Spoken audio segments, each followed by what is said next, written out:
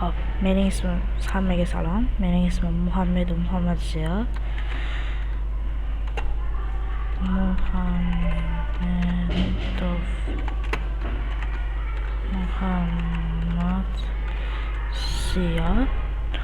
Bugungi videomizda sizlar bilan Word dasturida harflarni kattalashtirish va yo'g'onlashtirish, shuningdek harflarni qiyshaytirish va tagiga chizish, ramka qo'yishni o'rganamiz. Hop, bu yerda so'zimiz kichik harfda yozilgan, ya'ni qalin emas, ingichka harfda yozilgan. Shuning uchun sichqonchani chap tugmachasini bosib turib, rasm harfni belgilab olamiz va J harfini bosamiz. Va shunda so'z harflarimiz yo'g'onlashadi.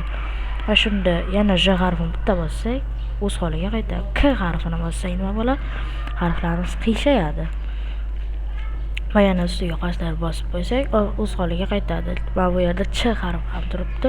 Ch harfini bossak, tagiga chiziq chizadi. Bu yerdan xohlagan chizig'imizni tanlashimiz mumkin. Bunisi turli xil. Xohishga qarab o'chirib qo'yamiz va endi harflarimizni ramkachiga olishni o'rganamiz. Hop, bu yerda endi razmetka stranitsi bo'limiga o'tib, granitsi stranits buyrug'iga o'tamizda. Buyrug'iga o'tib, bu yerda ramka yozuvini olib, xohlasangiz oddiy ramka qo'yishingiz mumkin. Mana oddiy qora rangda. Va buni rangini o'zgartirishingiz mumkin. Ko'k ramka masalan, ana. Lekin bu ramkalar juda ham zerikarli. Bu yerda biz rusnok yozuvini ustiga bossak, turli xil ramkalar chiqishi mumkin. Yulduzchali masalan.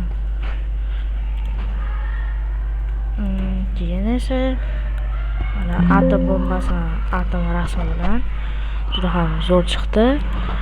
Hop, endi so'zlarimiz burchakda turibdi. Shuni o'rtaga olsak juda ham chiroyli bo'ladi. Video sizga yoqqan bo'lsa, like va podpiska bosishni so'raymiz.